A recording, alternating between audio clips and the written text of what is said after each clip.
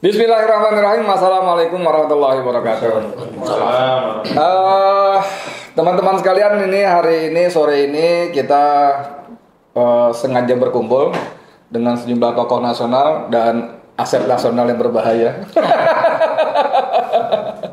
Paling ujung ada Jenderal Sunarko, sebelahnya ada Jenderal Samsul Jalal, lalu di sebelah kiri saya ada manusia merdeka yang terus berusaha memerdekakan kita semuanya, bangsa Indonesia dari cengkraman oligarki dan pelaku-pelaku kezaliman yang difasilitasi oleh negara aparatnya. Dan di ujung ada pengacara yang paling berbahaya. Hari-hari ini menjadi jagoan di acara-acara talk show televisi yang sangat menginspirasi. Nah, kita sore ini kita ingin bicara ada satu fenomena nih bapak-bapak sekalian, abang-abang kalian ya. Bagaimana tindakan represif dari polisi masih terus berlanjut terhadap aksi-aksi yang mengkritisi kebijakan negara, pemerintah khususnya ya, yang terkait dengan kepentingan keluarga Solo. Ya, kalau Bang Said Didu dalam akun Twitternya suka menyebut geng SOP, ya, Solo, oligarki dan parcok, ngeri juga. Nah, waktu dari serangkaian aksi termasuk Mede, kemudian ada aksi teman-teman mahasiswa yang mendukung pernyataan 8 pernyataan para purnawirawan TNI dan juga yang lain-lainnya, itu ada 200-an mahasiswa yang ditangkapi. Tapi seiring berjalannya waktu, tadi saya dapat informasi dari teman-teman mahasiswa ada sekitar masih 50-an, kurang lebihnya seperti itu ya, tersebar di Jakarta Pusat dan di daerah-daerah. Ada juga di Polres, saya nggak gitu pasti, tapi di Semarang, Polres Semarang ada juga. Nah, pada saat yang sama kita membaca berita pemerintah secara resmi melalui satu Mensesnek-nya, siapa namanya bang? Menteri kita gonta-ganti, soalnya saya nggak hafal ya. Mensesnek-nya juga bilang tidak boleh penangkapan-penangkapan seperti itu. Dari DPR tidak kurang, bahkan ketua DPR-nya Puan Maharani juga menyatakan hal yang senada. Dan yang tidak kalah menariknya adalah Habibur Rahman dari Gerindra juga menyatakan tidak boleh lagi. Bahkan minta jaminan. Menjamin ya? Menjamin. Nah, menarik adalah, saya katakan menarik karena yang bicara Habibur Rahman yang kita tahu pasti dia adalah kepanjangan tangan dari istana, dalam ini Prabowo Subianto.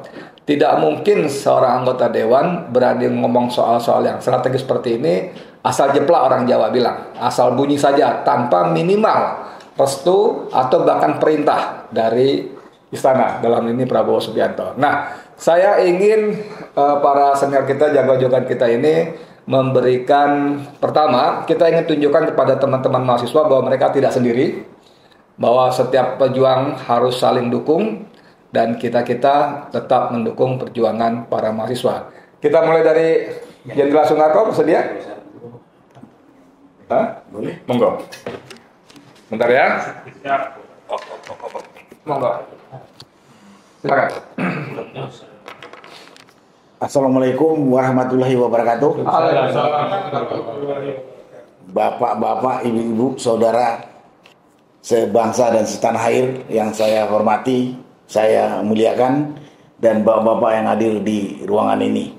Seperti tadi yang telah disampaikan oleh Mas Edi Mulyadi, sampai beberapa saat ini banyak mahasiswa ditangkap oleh aparat kepolisian.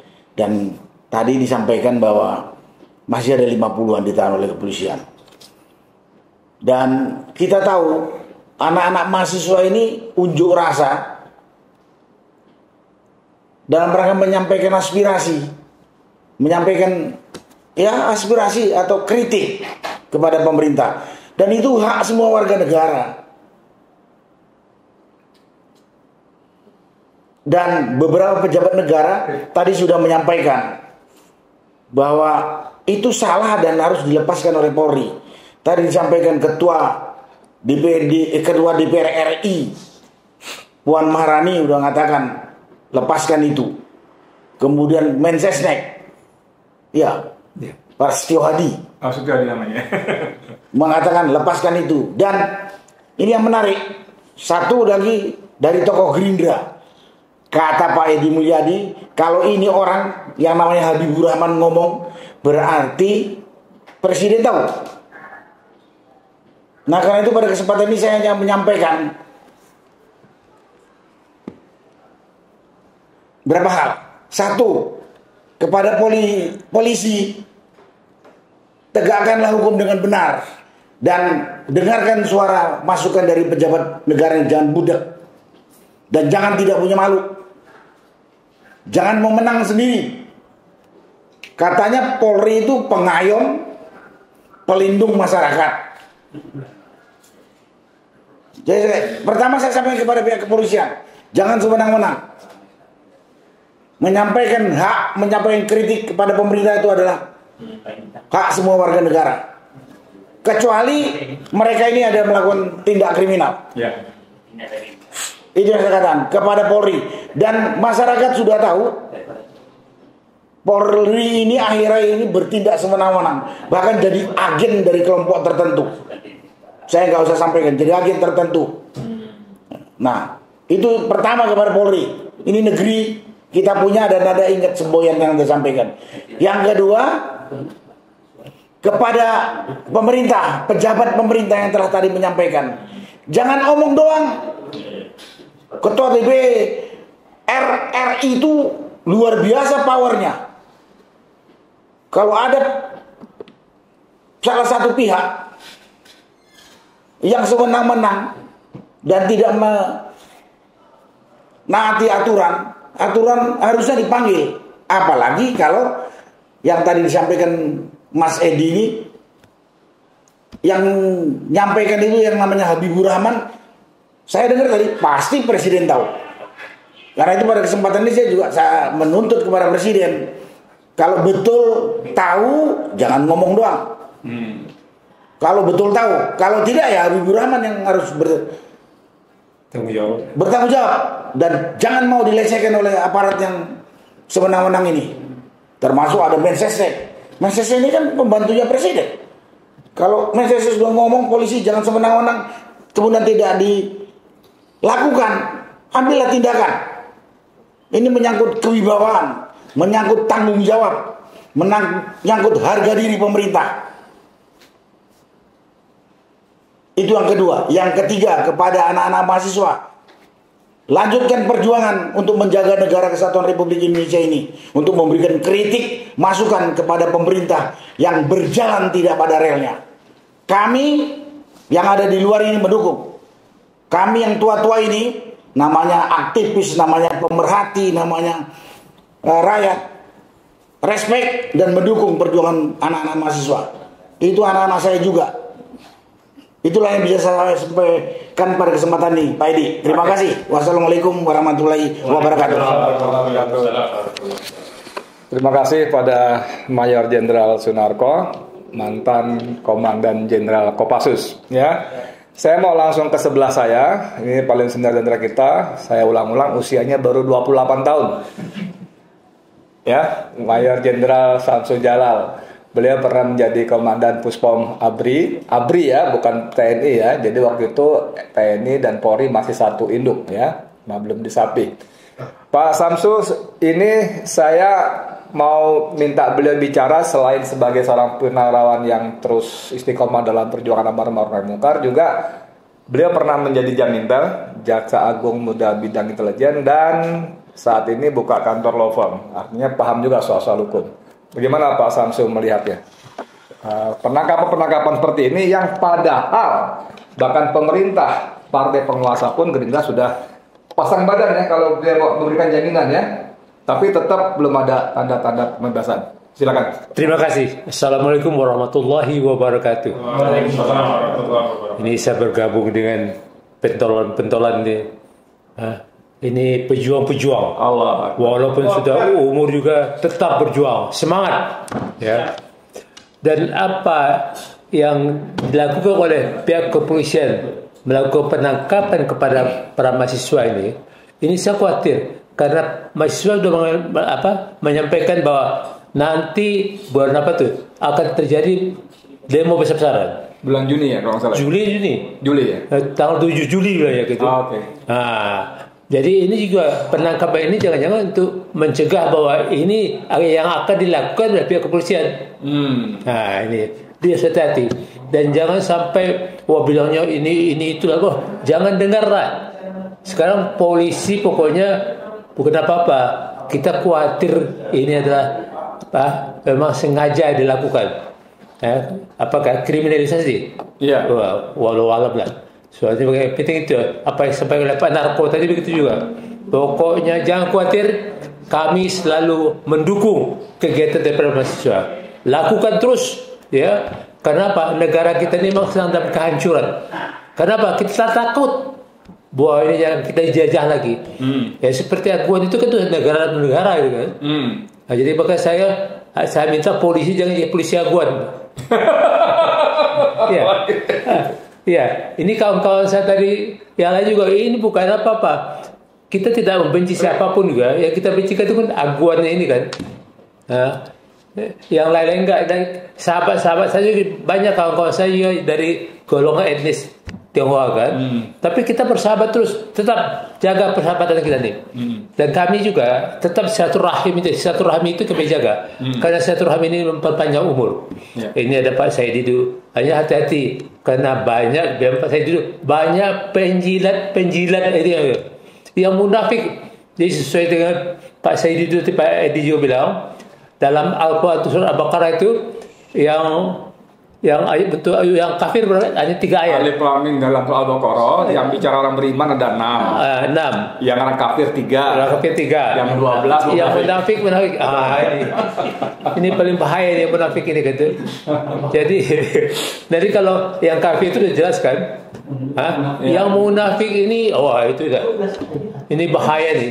Itu dalam Al-Quran dijelaskan bahwa yang paling bahaya itu adalah munafik. Nah ini harus Pak Samsul, sebentar saya potong. Ini kan teman-teman mahasiswa ini kan antara lain ditangkap ketika menggelar aksi mendukung 8 pernyataan para purnawirawan dan prajurit TNI yang beberapa itu memang kepentingan bersinggungan dengan kepentingan Solo. Misalnya minta supaya Prabowo membersihkan kabinetnya dari para koruptor. Kita tahu ada 17 nama inventarisnya Jokowi yang bermasalah secara hukum ya. Maksud saya sangat kuat diduga korupsi segala macamnya. Kemudian yang nomor 8 yang gak kalah kencangnya minta supaya Gibran dicopot. Ini kan mereka sudah melakukan aksi mendukung, ditangkap juga. Gimana dari purnawirawan? Ya makanya yang disampaikan oleh para purnawirawan itu jelas itu semua apa? Itu kan namanya itu aspirasi kan, ya. Disampaikan itu. Makanya Pak Wiranto bagus akan dipelajari, ya. Dan itu apakah itu disampaikan sama Mr. Prabowo itu belum, walau juga kita kan sudah sampai. Mudah-mudahan sudah sampai. Dan itu jelas kan. Dan makanya Pak Prabowo kan mengadakan halal bihalal kan. Iya. Nah, Pak Atri hadir kan. Iya. Sebenarnya kalau Gibran itu gak apa-apanya kan pasti akan jadi. Tapi kenapa gak diundang juga kan? Ini pertanyaan juga. Jadi makanya kalau Gibran dimakzulkan itu udah wajar aja saya rasa kan. Siapa sih Gibran siapa kan? Bukan anak kecil lagi, anak yang masih belum apa-apa kan, belum bisa berbuat apa-apa. Pidatonya itu bagaimana? Dan kumpul dengan para menteri juga nggak jelas gitu kan? Jadi itu aja. Terima kasih. Waalaikumsalam warahmatullahi. Teman-teman sekalian, sebelum ke Bang Saididu, saya minta pendapat dari pengacara Ahmad Husainuddin dari pandangan hukum. Tapi kalau nanti beliau mau kasih pandangan lain boleh juga. Saya mau sedikit kulik. Saya orang yang pernah ditahan. Ya, dari segala macam proses, dari mulai penangkapan, penahanan, 20 hari segala macam. Nah, yang saya dapat kabar dari teman-teman mahasiswa ini, mereka sudah melewati 20 hari dan tidak boleh, nanti mesti dikonfirmasi ya, tidak boleh dijenguk, tidak bisa dapat kiriman sekadar ganti baju, apalagi dan sebagainya. Ini kan hak-hak terdakwa yang dirampas. Kalau di sisi KUHAP gimana? Teman Bung Ahmad pasti lebih paham daripada saya. Silakan. Baik, terima kasih Bang Edi Mulyadi. Bismillahirrahmanirrahim. Assalamualaikum warahmatullahi wabarakatuh. Waalaikumsalam warahmatullahi. Yang pertama saya ucapkan bravo kawan-kawan mahasiswa, tetap terus bersemangat berjuang. Dan sekali lagi saya ingin katakan kepada kawan-kawan mahasiswa, militansi seorang mahasiswa itu baru terbentuk jika ada ujian dan tantangan. Mustahil jiwa militan itu terbentuk dari kondisi yang mudah, apalagi angin yang sayup-sayup sepoi-sepoi membuat kita tidur lelap. Tidak. Dan bagi para pejuang menghadapi dinamika termasuk tahanan itu bukan aib, itu adalah gengsi tersendiri. Jadi bahkan sempat kawan-kawan saya dulu mengatakan kalau jadi aktivis belum pernah ditangkap polisi, belum aktivis itu. Ya, belum aktivis itu. Jadi aktivis itu di sini cuma saya sama Pak Edo. oh iya. Pak Saidi ini pernah dikena satu tuh penutupnya. Artinya jangan merasa aib karena ditahannya bukan karena maling, bukan karena main perempuan misalnya, bukan karena korupsi, tapi sedang menjadi apa yang disebut Soekarno penyambung lidah rakyat. Masya Allah. Jadi ketika hari ini orang yang harusnya menjadi representasi lidah rakyat kan harusnya DPR. Mereka yang dipilih dan fungsinya untuk menyampaikan aspirasi rakyat. Ketika fungsi parlemen itu hari ini dalam tanda petik ya bungkam begitu, justru kawan-kawan mahasiswa ini terus menyuarakan kebenaran. Dan kita semua mengharapkan fungsi sejati mahasiswa sebagai parlemen jalanannya harus terus dilestarikan begitu. Sebab kalau tidak ada mahasiswa bersuara, sulit bagi kita untuk mengontrol kekuasaan. Walaupun teorinya, ya sistem pemerintahan kita itu kan sifatnya sistem pemerintahan yang diharapkan ada balancing ketika ada pemisahan kekuasaan dari eksekutif, legislatif, dan yudikatif. Faktanya hari ini eksekutif, legislatif, yudikatif justru menjalankan misi kekuasaan yang justru zolim kepada rakyat. Dan hari ini memang saya bahagia kembali karena apa yang disuarakan oleh kawan-kawan mahasiswa itu juga sebenarnya apa yang kita suarakan juga Bang Edi Madi, termasuk perlawanan terhadap oligarki Pantai Indah Kapuk II, Aguan dan Antoni Salim, juga mengamplifikasi apa yang menjadi aspirasi purnawirawan Tentara Nasional Indonesia, yang sejatinya apa yang disampaikan oleh purnawirawan itu juga bukan suara purnawirawan, tapi juga merepresentasikan suara masyarakat, karena kan itu digali dari aspirasi masyarakat. Dan memang ada poin-poin krusial yang ini menjadi catatan kita bersama.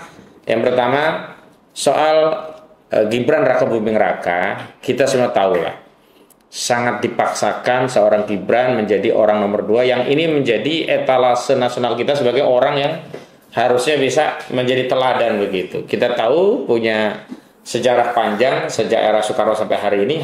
Baru hari ini kita mendapatkan sosok wapres yang proses pencalonan saja penuh kontroversi, sampai secara material memang boleh kita katakan kecakapan dia sebagai seorang pemimpin, apalagi level nomor 2 di Republik ini, tentu bukan hanya dipertanyakan, bahkan dipersoalkan. Dan saya kira wajar dan sangat rasional, bahkan konstitusional ketika ada aspirasi dari 8 poin tuntutan purnawirawan TNI itu adalah salah satunya agar ada evaluasi terhadap posisi dari saudara Gibran Rakabuming Raka begitu.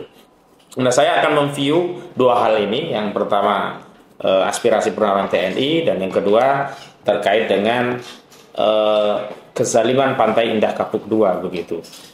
Nah, terkait proses dan prosedur tadi, saya juga ingin ingatkan kepada institusi kepolisian bahwa undang-undang itu memberikan wewenang itu dalam rangka untuk menegakkan keadilan, bukan memberikan wewenang kepada aparat penegak hukum untuk bertindak sewenang-wenang.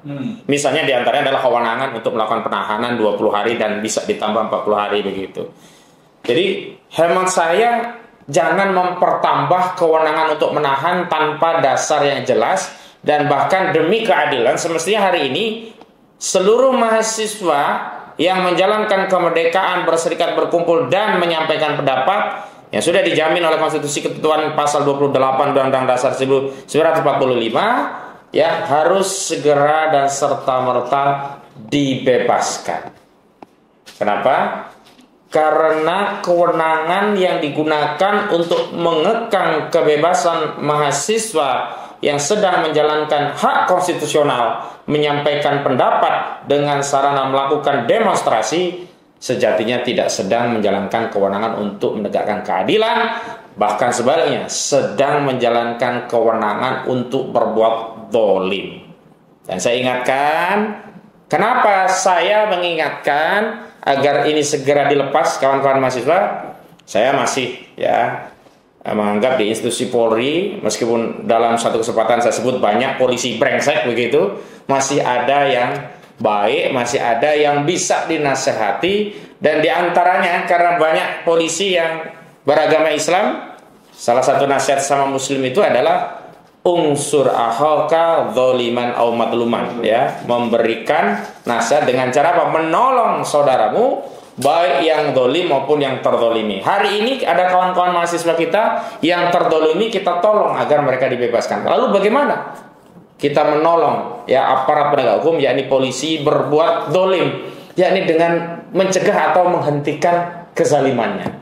Karena itu kepada bapak-bapak polisi, ya, cara untuk menghentikan kezaliman itu adalah dengan segera melepaskan, ya, kawan-kawan mahasiswa ini. Tidak perlulah ditambah kewenangan, tambah 40 hari lagi menurut KUHAP, walaupun itu dimungkinkan. Kenapa? Karena esensi kewenangan yang diberikan oleh undang-undang dan KUHAP itu adalah dalam rangka untuk menegakkan keadilan, bukan dalam rangka berbuat dolim.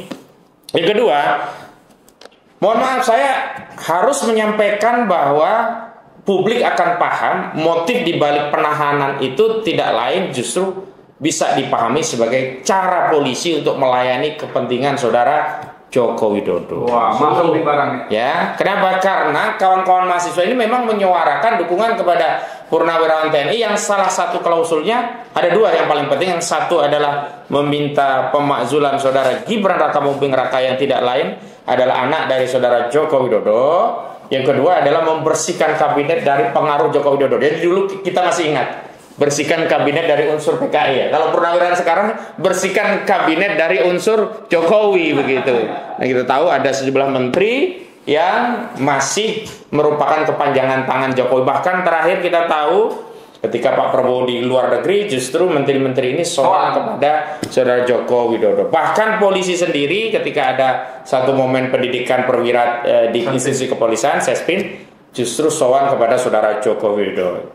Jadi ini justru mengkonfirmasi bahwa alat negara hari ini sudah berubah menjadi alat kekuasaan, bahkan alat kekuasaan orang yang sudah tidak berkuasa. Karena saudara Joko Widodo secara de facto dan de jure demi hukum harusnya sudah tidak punya kekuasaan, dan tidak ada alasan bagi institusi Polri baik secara de jure maupun de facto untuk tetap melindungi kepentingan, nah, kalau istilahnya Bang Said itu kepentingan keluarga Solo. Jadi setiap penahanan terhadap mahasiswa yang menyuarakan, ya, bersihkan kabinet dari unsur Jokowi atau makzulkan Gibran Rakabuming Raka, itu berarti kita bisa pahami bahwa polisi masih menjalankan titah saudara Joko Widodo. Selanjutnya saya juga ingin tegaskan bahwa kawan-kawan mahasiswa tidak perlu khawatir, tidak perlu juga takut gentar. Justru di sini adalah cara terbaik untuk menunjukkan eksistensi, ya, perjuangan kawan-kawan mahasiswa yang beberapa waktu ini memang sempat ada yang mempertanyakan, kemana kawan-kawan mahasiswa kok nggak hadir, kemana kawan mahasiswa kok nggak bersuara, kemana kawan-kawan mahasiswa kok tidak semilitan 1997, kemana kawan-kawan mahasiswa kok tidak ada lagi yang seperti dulu yang siap, ya, bukan hanya menyerahkan suaranya, bahkan nyawa pun siap dikorbankan untuk rakyat. Ini adalah waktu yang tepat bagi kawan-kawan mahasiswa untuk menunjukkan jati diri dan eksistensinya, bahwa kawan-kawan mahasiswa hari ini ada dan terus bersama-sama rakyat dan tetap setia menjadi penyambung lidah rakyat. Sehingga kalaupun, ya, kawan-kawan yang lain masih ada yang belum dikeluarkan, sebagian sudah. Saya kemarin waktu di Polda Metro Jaya, Bang, saya lihat sebagian kawan-kawan Trisakti memang sudah dikeluarkan, tapi sebagian lagi masih ada yang ditahan di bagian Reskrimum, ya, Polda Metro Jaya. Karena kebetulan saya mendampingi Rismon Sianipar kemarin. Jadi sekali lagi, tidak boleh tindakan-tindakan represif ini membuat nyali kawan-kawan mahasiswa ciut. Tapi sebaliknya tidak boleh juga tindakan represif ini membuat mahasiswa mencari jalan keselamatan bagi dirinya, misalnya dengan bernegosiasi dengan kekuasaan dan melepaskan idealisme. Karena apa? Sekali lagi, jika itu yang diambil, maka sejatinya mahasiswa tidak saja merusak masa depannya, tapi juga merusak masa depan bangsa Indonesia. Dan terakhir yang paling penting menurut saya adalah bahwa hari ini kita tegaskan bahwa presiden yang berkuasa adalah Prabowo Subianto. Sehingga tidak boleh ada anasir kekuasaan yang menguasai alat negara, termasuk institusi kepolisian, yang tidak di bawah kendali presiden. Negara kita adalah negara presidensial, bukan republik parlementer. Tidak boleh ada celah sedikit pun ruang bagi saudara Joko Widodo mengambil peran sebagai Perdana Menteri. Tidak boleh. Presiden bertanggung jawab atas simbol negara sebagai kepala negara, termasuk menjalankan pemerintahan de facto dan de jure. Tidak boleh ada entitas lain yang mengambil peran kekuasaan kecuali presiden. Itu saja yang penting untuk saya sampaikan. Dan yang paling penting kepada orang tua mahasiswa, bapak-bapak, ibu orang tua sekalian, jangan juga merasa khawatir dengan putra-putranya. Putra-putra, ibu, bapak sekalian itu sedang berjuang. Jadi tidak perlu khawatir ketika perjuangan itu menghadapi represi. Justru kebanggaan bagi bapak ibu sekalian, putra-putranya itu turut memikirkan rakyat, tidak hanya sibuk dengan urusan kuliah, kantin, urusan yang sifatnya melenakan di tengah kehidupan yang hari ini serba hedonis, serba materialistis, serba permisif. Tapi bapak ibu sekalian bangga, putra-putri bapak ibu sekalian justru hari ini disibukkan dengan perjuangan, yang karena perjuangan itulah kita memiliki bangsa dan negara ini yang dulu ya pernah ya dilakukan oleh para pendahulu kita, dan hari ini kita punya tanggung jawab besar agar negara ini sampai pada generasi selanjutnya. Maka berulang kali saya sampaikan bahwa hakikatnya kita tidak sedang mewarisi bangsa ini dari para pendahulu kita, para founding father kita, tapi sejatinya kita sedang mendapatkan titipan amanah bangsa dan negara ini dari generasi yang akan datang. Maka kita harus jaga bangsa ini, negeri ini, agar sampai pada generasi selanjutnya. Demikian, Assalamualaikum warahmatullahi wabarakatuh. Ya, seperti biasa khas Pak Zainuddin, suaranya bergema, berapi-api, ya. Tapi memang saya kira poin terakhir ini bagus sekali, mengingatkan para orang tua mahasiswa jangan bersedih, jangan apa, karena mereka adalah pejuang. Mohon maaf, saya ingin sedikit sharing. Waktu saya ditangkap, di penjara segala macam, keluarga besok, saya bilang kalian jangan sedih dan justru kalian mesti bangga. Ya, saya bilang gitu, Mas Tako. Karena saya ditangkap tadi bukan karena mencuri, nipu dan sebagainya, tapi karena gagahnya dalam perjuangan. Ya, oke. Itu nostalgia sebentar. Sekarang kita balik ke gong kita, penutup pamungkas kita, Mr. Manusia Merdeka. Tapi saya ingin agak nyimpang dikit, ini harus kita manfaatkan secara maksimal nih orang satu ini ya. Karena kalau kita baca beberapa waktu lalu, ini Twitternya Bang Said, X-nya ini semakin kencang ya. Walaupun sebagian orang mengatakan, wah Said Didu mulai melipir nih ke kekuasaan dan sebagainya. Tapi ternyata dalam banyak postingannya juga kritis-kritis. Nah, cuman kali ini kalau kita perhatikan beberapa hari ini bicara soal makan bubur ya, mulai sendok bagian tengah gitu kan. Ada pegang 2 sendok, 1 sendok kejaksaan, 1 sendok wantana ketahanan nasional sebagainya. Satu pertanyaan saya, Bang Said, ini kalau kita perhatikan,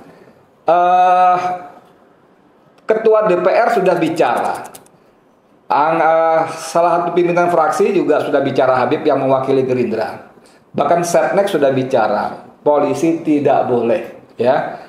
Kok ini masih terjadi penangkapan dan sebagainya terusnya? Ini pertanyaan saya, punya agenda apa sebetulnya polisi kalau untuk ukuran-ukuran orang-orang terhormat itu aja diabaikan, apalagi cuma Pak Zainuddin yang bilang saya minta, saya desak pret gitu loh.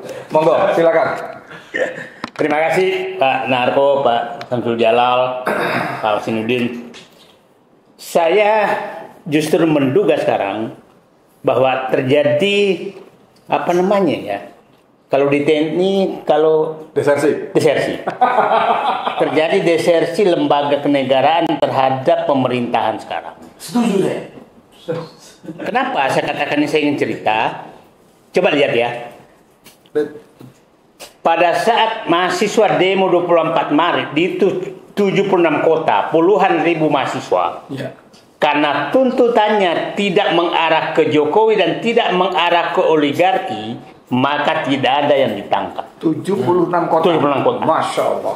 24 Maret. Betul ingat ya. Tuntutannya hanya 2. Masuk ke TNI ke barak dan turunkan Prabowo. Jokowi tidak disinggung, oligarki tidak disinggung. Tidak ada yang ditangkap. Tidak ada yang ditangkap satu. Allah. Mantap. Oke.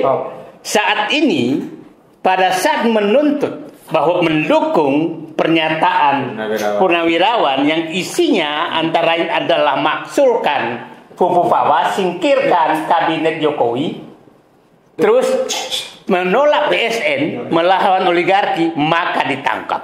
Iya. Oke?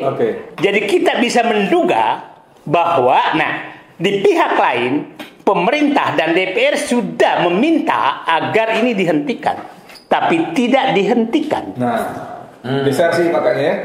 Jadi ada desersi lembaga terhadap pemerintahan sekarang. Habibur Rahman itu adalah orang Gerindra, ketua Komisi 3. Puan orang PDIP, ketua DPR. Setnek mewakili pemerintah, tidak boleh melakukan itu. Tapi polisi masih meneruskan. Jadi sebenarnya kita bisa menarik kesimpulan bahwa siapapun yang bersuara tentang Jokowi Solo atau oligarki, maka ditangkap oleh polisi. Itu kita bisa simpulkan seperti itu dengan kejadian dua kegiatan mahasiswa yang pelakuannya berbeda. Saya pada 24 Maret saya membuat ini mahasiswa yang demo ini pada tahu hilang adili Jokowi, padahal yang pada saat itu Maret itu semua daerah tangkap dan adili Jokowi. Tahu-tahu itu hilang di gerakan mahasiswa. Saya nggak tahu itu nego apa yang terjadi sehingga Avanza udah turun. Mungkin istilah saya mahasiswa Avanza sudah turun. Saya saat itu mahasiswa banyak yang marah ke saya karena bayangkan saat itu bisa membuat demo di Sukabumi, itu pekerjaan kita yang demonstran susah banget bikin demo di Sukabumi. Di Banjarnegara yang ribuan mahasiswa turun. Ini mahasiswa pada saat mulai menyuarakan melawan oligarki dan menyinggung Solo, langsung ditangkap. Artinya kita bisa mengambil kesimpulan dong bahwa polisi kendali dua. Jadi kalau Pak Sedi tadi menyatakan geng SOP, Solo oligarki Pacok, ini fakta bisa dinyatakan fakta bahwa memang itu masih menyatu. Sehingga siapapun menyuarakan tentang Solo, mengkritik tentang Solo, mengkritik tentang oligarki, maka siap-siap ditangkap. Itu kira-kira tidak bisa dibantah karena itu faktanya dua demo yang sangat besar. Demo yang ini kan kecil, hanya beberapa kota. Demo sangat besar, 76 kota, puluhan ribu mahasiswa, bakar-bakaran di Malang. Tidak ada yang ditangkap Karena tidak sama sekali menyinggung tentang Solo dan oligarki. Oke. Jadi saya menyatakan kepada lembaga yang desersi terhadap pemerintah ini, Prabowo harus mengambil tindakan yang sangat tegas karena sudah membahayakan negara dan rakyat. Itu menurut saya sudah sangat membahayakan. Coba pada saat mereka menuntut TNI masuk barak, aman tuh. Pada saat dia menuntut Prabowo turun, aman tuh. Tapi coba tuntut Gibran turun, langsung ditangkap. Ya kan? Disinggung sedikit PSN oligarki, ditangkap. Kan kira-kira itu fakta, nggak bisa kita ini kan. Dan ini menyambung Bung Edi tadi, saya menduga ini ada kaitan dengan langkah Prabowo sekarang memakan bubur panas Solo. Bagian tengahnya. Bubur panas. Saya kan sering dulu katakan Pak Prabowo sedang memakan 3 bubur panas. Mangkok bubur panas politik, ekonomi, dan hukum. Sepertinya Pak Prabowo sekarang menggabungkan 3 bubur itu ke dalam satu mangkok yang dikasih mangkok bubur panas Solo. Oke? Sekarang apa yang terjadi?